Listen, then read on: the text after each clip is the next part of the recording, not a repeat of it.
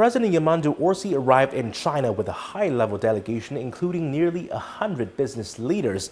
It is one of the largest delegations Uruguay has ever sent to China since the two countries established diplomatic relations. The visit is focused on economic development with a strong emphasis on agricultural cooperation. On Sunday, the first Chinese official to welcome the Uruguayan president at the airport was China's Minister of Agriculture. China and Uruguay have built strong agricultural trade ties with beef and dairy products at the core. Uruguay's agricultural industry has high expectations for this visit.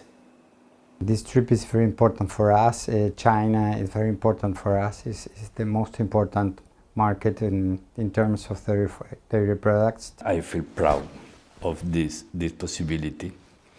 Exports are very, very important for our economy. I can see Uruguay increasing the production of meat. President Orsi's visit also comes as the United States intensifies its engagement in Latin American and Caribbean affairs. Following U.S. strikes on Venezuela, countries across the region are once again facing pressure to take sides. Uruguay, however, is sending a clear message. It will make its own choices.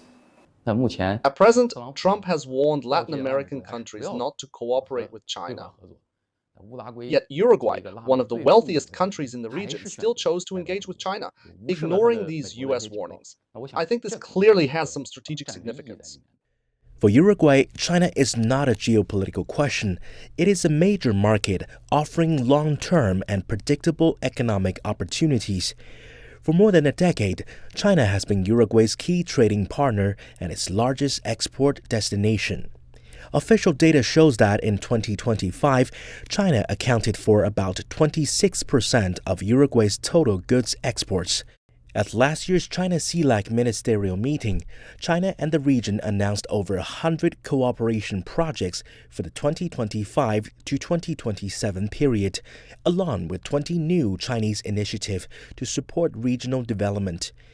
A closer partnership reflects the choices of both Chinese and Latin American societies and serves the shared interests of both sides.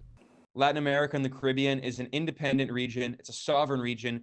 It's willing to trade with the United States if it's treated on equal terms, but it also wants to trade with China and other countries. It wants to have its own independent foreign policy.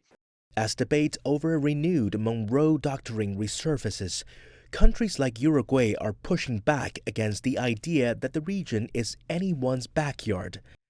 China says its engagement with Latin America is guided by respect, non-interference, and mutually beneficial cooperation, not spheres of influence.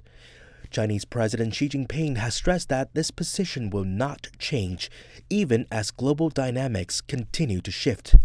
In a multipolar world, lasting partnerships are built on equality and shared development, not power politics.